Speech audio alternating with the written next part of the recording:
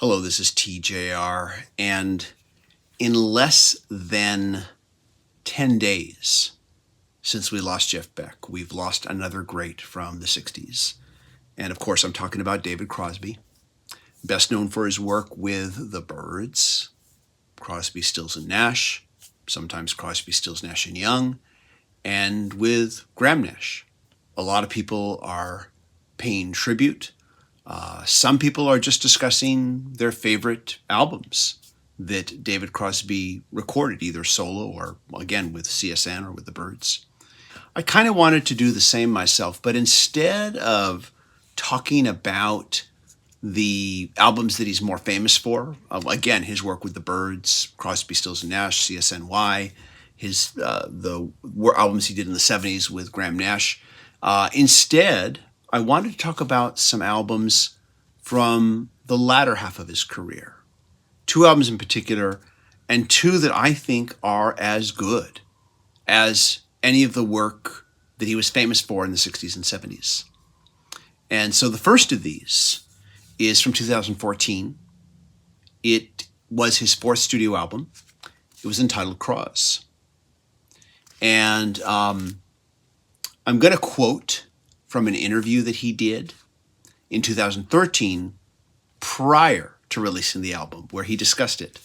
And he said, "This won't be a huge hit. It'll probably sell 19 copies. I don't think kids are going to dig it, but I'm not making it for them. I'm making it for me. I have this stuff that I need to get off my chest." And a lot of people didn't like David Crosby for his sometimes blunt attitude.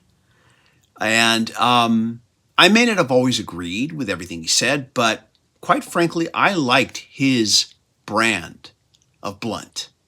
It may not be my style, but that doesn't mean I didn't appreciate it, because he could be just as blunt with himself. And once he got off the whole addiction drugs thing, he could be just as blunt with himself as he could anyone else. And so I rather admired that. Again, even if it wasn't my style. Of course, you never know. By the time I get into my mid to late 70s, I might be just as salty. You never know. We'll see what happens.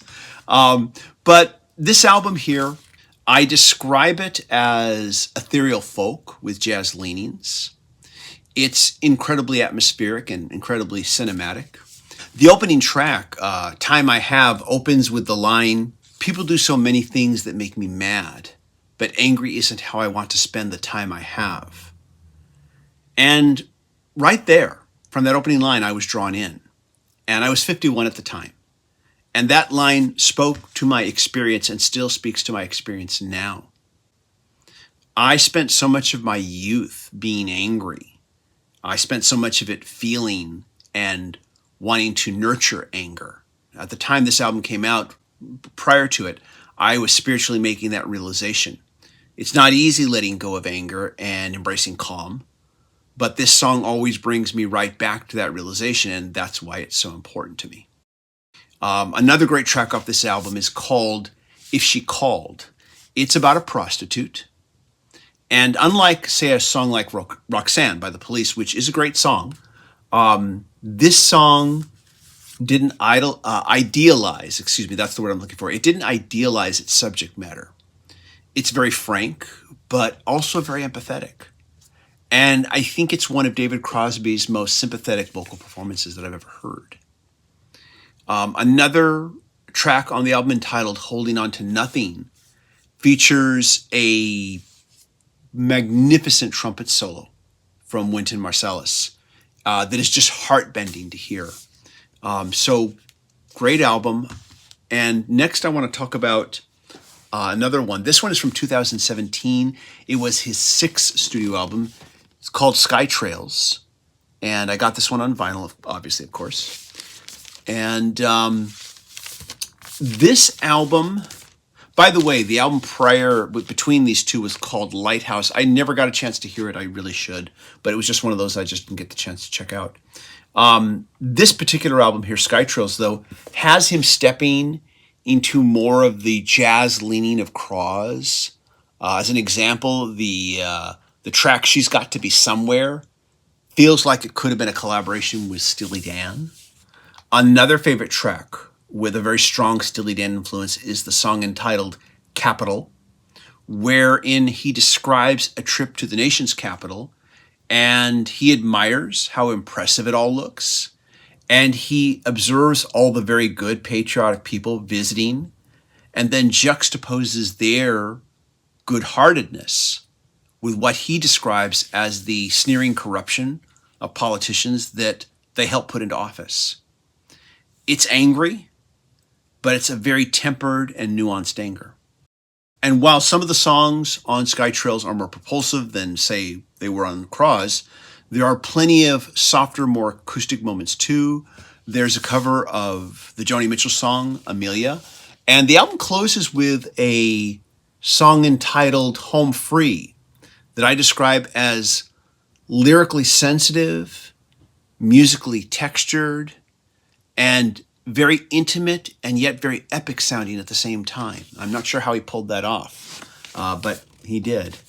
And again, both these albums I think are overlooked, and I think they're as good as the work he did with, CSN, The Byrds, again, I think it's just as good. Now, having said that, you might be thinking, oh, so if I listen to these albums, it's going to sound like that work from the 60s. And I'm going to tell you right now, no, it's not going to sound like it at all. I remember when this came out, it was described as unlike anything he'd ever done before.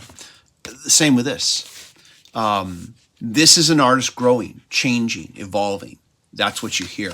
And as long as you stay open-minded to that and don't expect nostalgia, I think you're going to be really pleased with both these albums. So I just wanted to bring these to your attention here. And while you're listening, maybe give these a listen here. And that's about all I'm going to say. I would really appreciate it in the comments if you'd share your thoughts, not just about these albums, if you've heard them, but if there's any other music by David Crosby that you'd like to talk about, favorite songs, favorite albums, anything that you feel is maybe doesn't get the attention it deserves, please bring it up in the comments. Please let us know about it so we can all, share. And anything else you want to say about David Crosby,